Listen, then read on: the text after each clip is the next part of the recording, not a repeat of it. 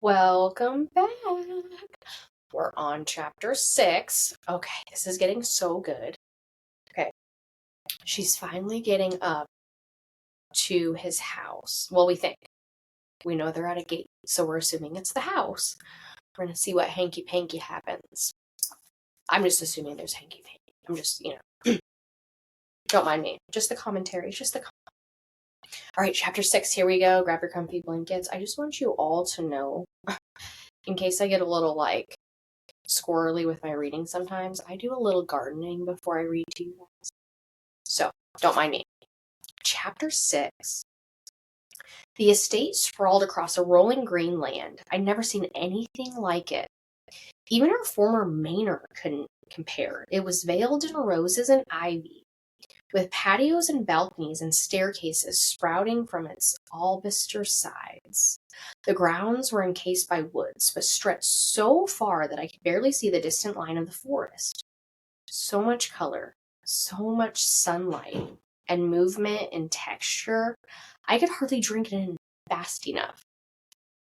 To paint it would be useless, because it would never do it justice. Oh my god, that sounds heavenly. My awe might have subdued my fear had the place not been so wholly empty and silent. Even the garden through which we walked, following a gravel path to the main doors of the house, seemed hushed and sleepy. Above the array of amethyst irises and pale snowdrops and butter yellow daffodils swaying in the balmy breeze, the faint stench of metal ticked my nostrils. Of course, it could be magic, because it was spring here. What wretched power did they possess to make their land so different from ours, to control the seasons and weather as if they owned them? Sweat trickled down my spine as my layers of clothes turned suffocating. I rotated my wrist and shifted in the saddle. Whatever bonds had held me were gone.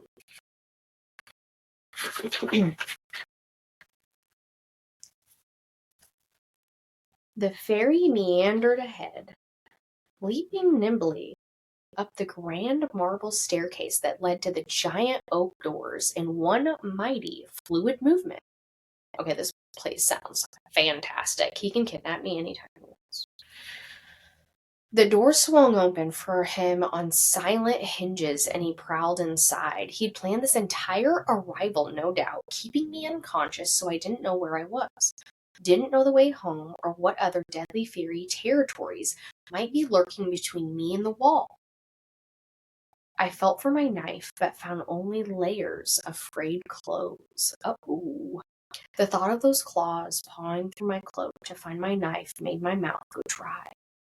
I shoved away the fury and terror and disgust as my horse came to a stop of her own accord at the foot of the stairs. The message was clear enough. The towering estate house seemed to be watching, waiting. I glanced over my shoulder towards the steel open gates. If I were to bolt, it would have to be now. South. All I had to do was go south, and I would eventually make it to the wall, if I didn't encounter anything before then. I tugged on the reins, but the mare remained stationary. Even as I dug my heels into her sides, I let out a low, sharp hiss. Fine. On foot. My knees buckled as I hit the ground, bits of light flashing in my vision. I grasped the saddle and winced as soreness and hunger racked my senses. Now. I had to go now. I made to move, but the world was still spinning and flashing. Only a fool would run with no food, no strength. I wouldn't get a mile like this. I wouldn't get half a mile like this. I wouldn't get half a mile before he caught me and tore me to ribbons as he'd promised. I took a long, shuddering breath. Food. Getting food. Then running at the next opportune moment. It sounded like a solid plan. When I was steady enough to walk, I left the horse at the bottom of the stairs, taking the steps one at a time.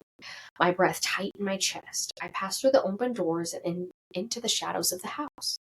Inside it was even more opulent. Black and white checkered marble shone at my feet, flowing to countless doors and a sweeping staircase. A long hall stretched ahead to the giant glass doors at the other end of the house, and through them I glimpsed a second garden grander than the one out front.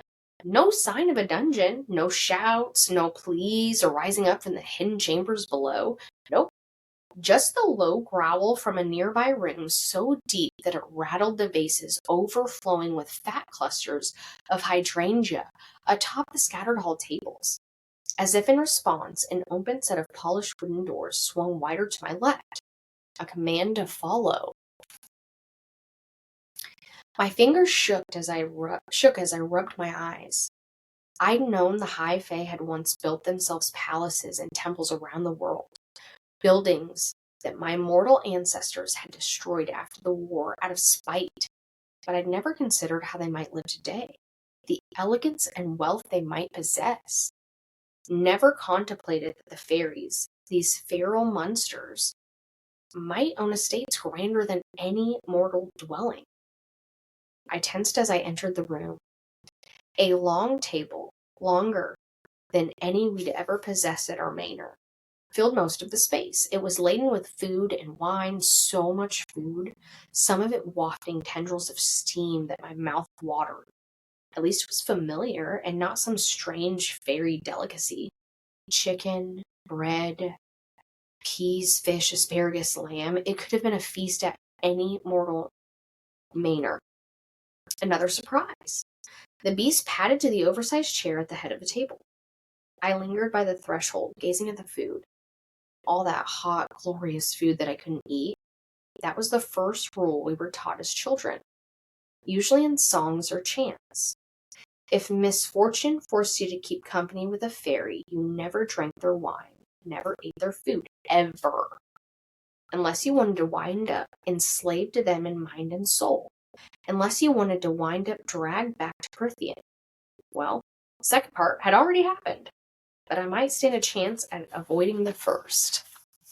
The beast plopped into the chair, the wood groaning, and in a flash of white light, turned into a golden-haired man. Oh, I know he's got a six-pack. I can just sense it. I stifled a cry and pushed myself against the paneled wall beside the door, feeling for the molding of the threshold, trying to gauge the distance between me and escape. This beast was not a man, not a lesser fairy. He was one of the High Fae, one of their ruling nobility, beautiful, lethal, and merciless.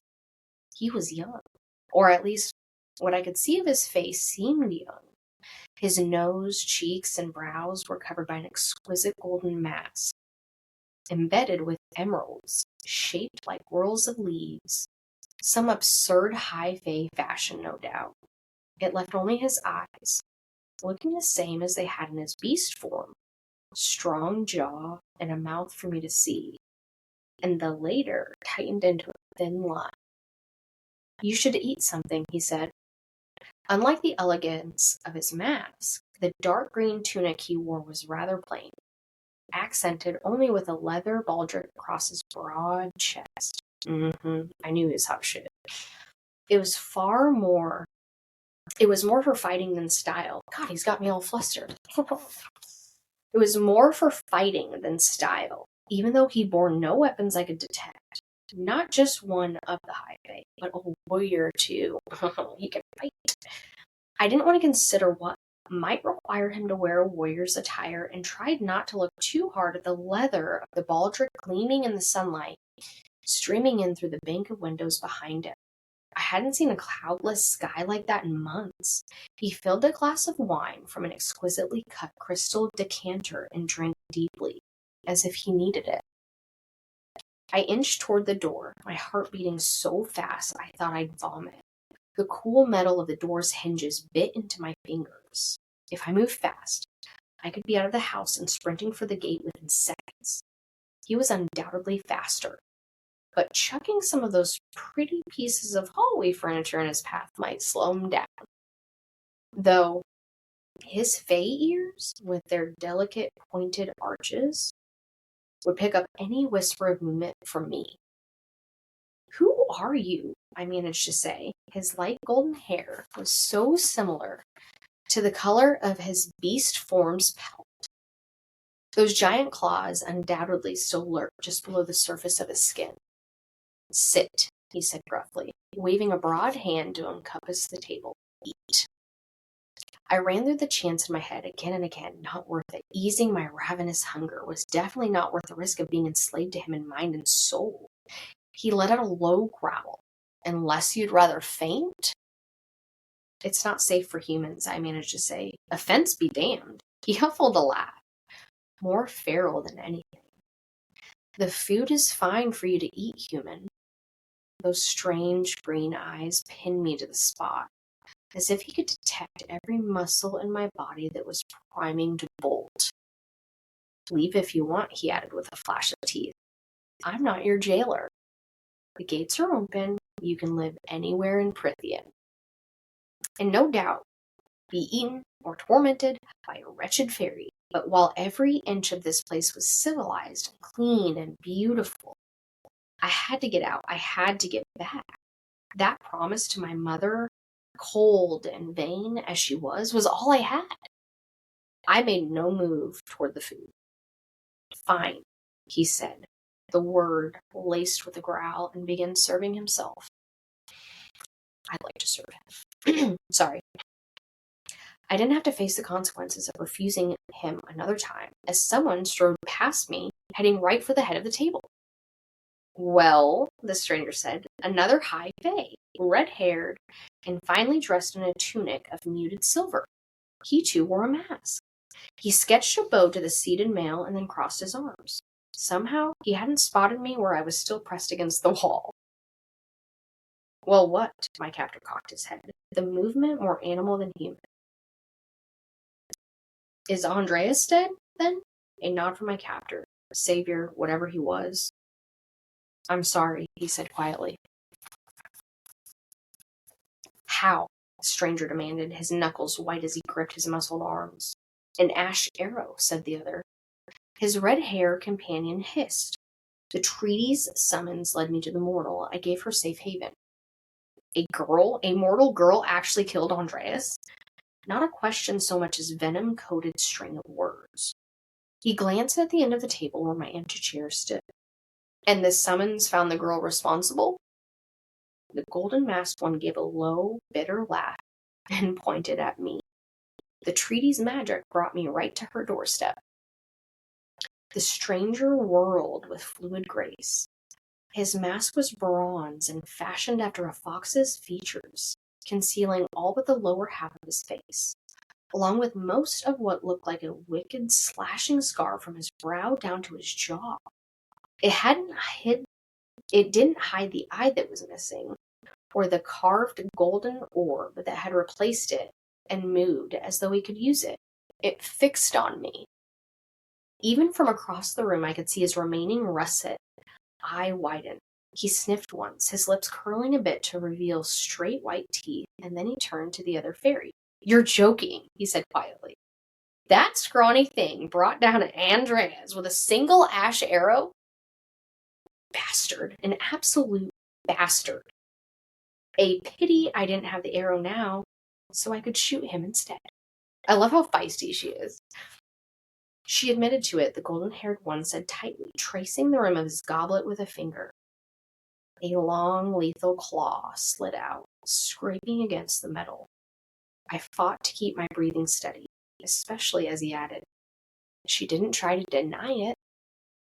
The fox-masked fairy sank into the edge of the table, the light catching in his long, fire-red hair. I could understand his mask, with that brutal scar and missing eye, but the other high face seemed fine.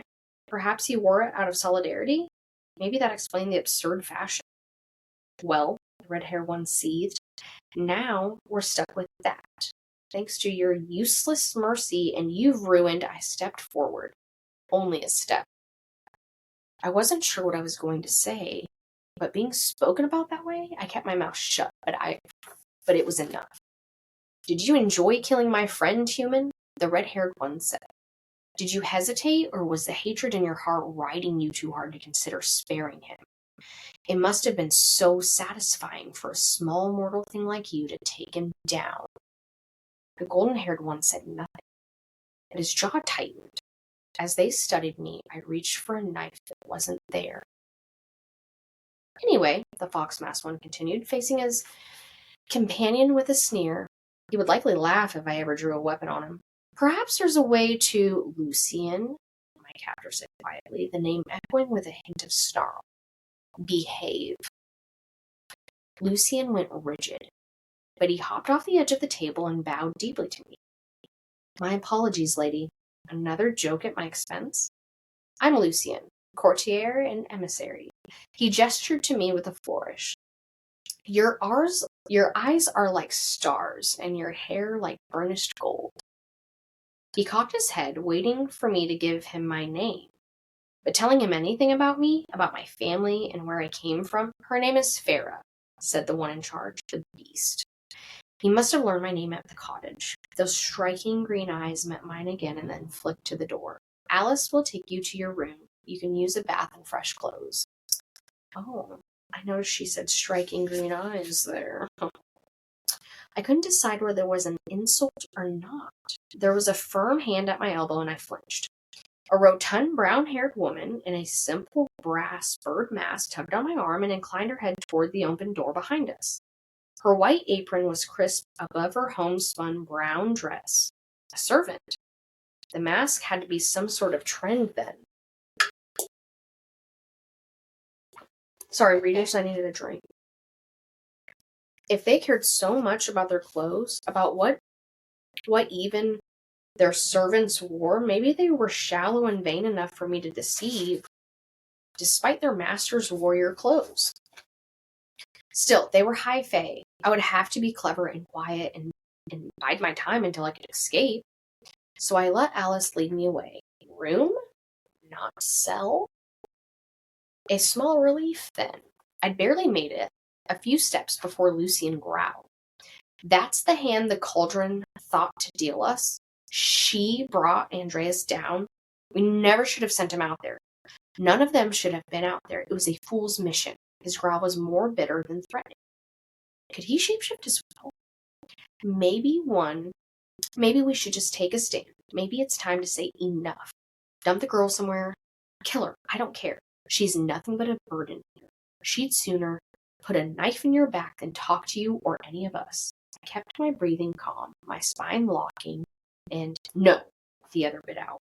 Not until we know for certain. There's no other way we'll make a move. And as far as the girl, she stays unharmed. End of discussion.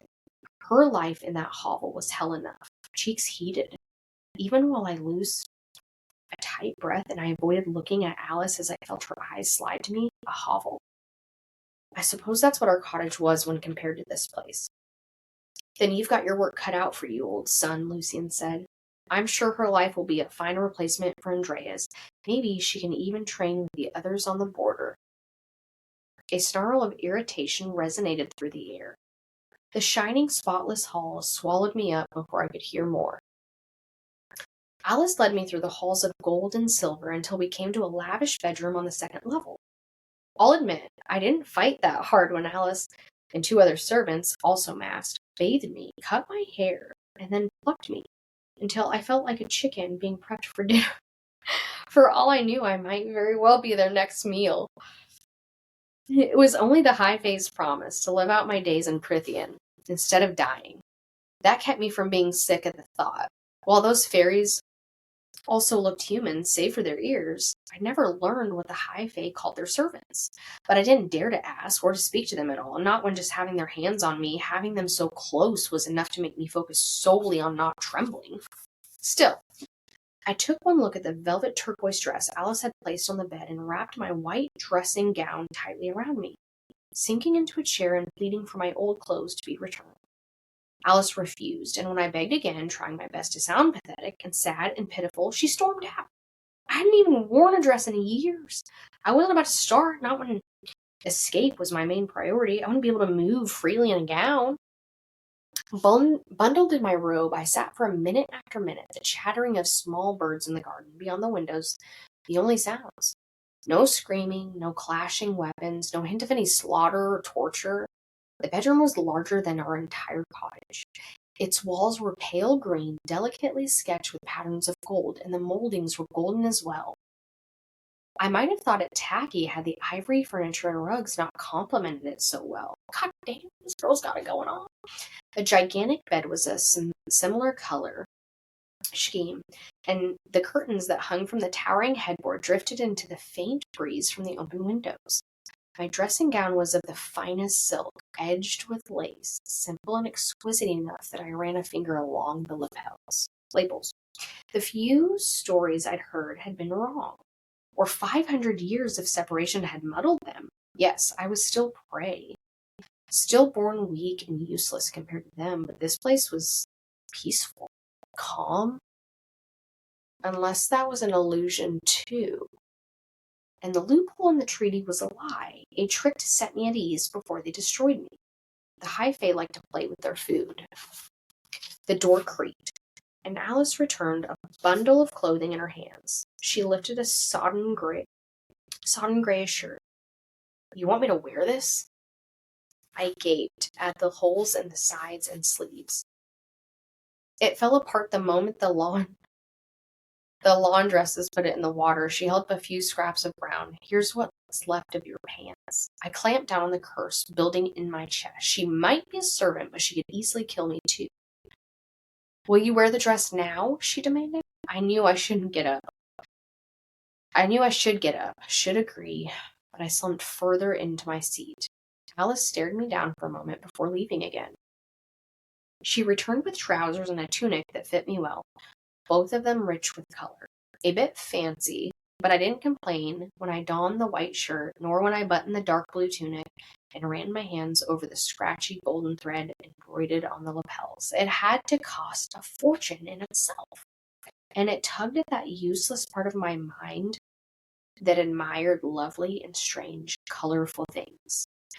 I was too young to remember much before my father's downfall. He tolerated me enough to allow me to loiter about his offices, and sometimes even explain various goods and their worth, the details of which I'd long since forgotten. My time in his offices, full of the scents of exotic spices and the music of foreign tongues, made up the majority of my few happy memories. I didn't need to know the worth of everything in this room to understand that the emerald curtains alone, silk with gold velvet, could have fed us for a lifetime. A chill scuttled down my spine. It had been days since I'd left. The venison would be running low already. Alice herded me into a low-backed chair before the darkened fireplace, and I didn't fight back as she ran a comb through my hair and began braiding it. You're hardly more than skin and bone, she said, her fingers luxurious against my scalp. Winter does that to poor mortals, I said, fighting to keep the sharpness from my tone. She huffed a laugh. If you're wise, you'll keep your mouth shut and your ears open. It'll do you more good here than a loose tongue. And keep your wits about you. Even your senses will try to betray you here. I tried not to cringe at the warning. Alice went on. Some folk are bound to be upset about Andreas. Yet, if you ask me, Andreas was a good sentinel, but he knew what he would face when he crossed that wall. Knew he'd likely find trouble. And the others understood the terms of the treaty too, even if they might resent your presence here, thanks to the mercy of our master. So keep your head down, and none of them will bother you. Though Lucian, he could do with someone snapping at him if you've the courage for it. I didn't. And when I went to ask more about whom I should try to avoid, she had already finished with my hair and opened the door to the hall.